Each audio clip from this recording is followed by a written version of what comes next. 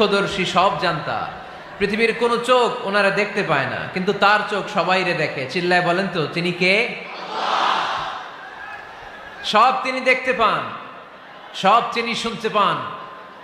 সাত আকাশের উপর সিদরাতুল মুনতাহা, তার উপরে আল্লাহর আরশ, তার উপরে আল্লাহর কুরসি, সেখানে আল্লাহ তাআলা সমাসীন।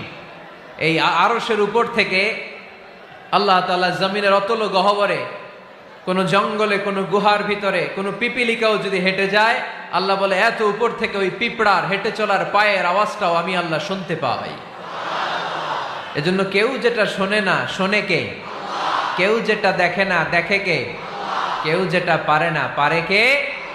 আওয়াজ করে বলেন, আল্লাহ কি আমাদের কাছে না দূরে? আমার বাবা মা আমার যত কাছে, তার চাইতো আমার বেশি কাছের কে? আমার স্ত্রী আমার যত কাছের, তার চাইতো আমার বেশি কাছের কে?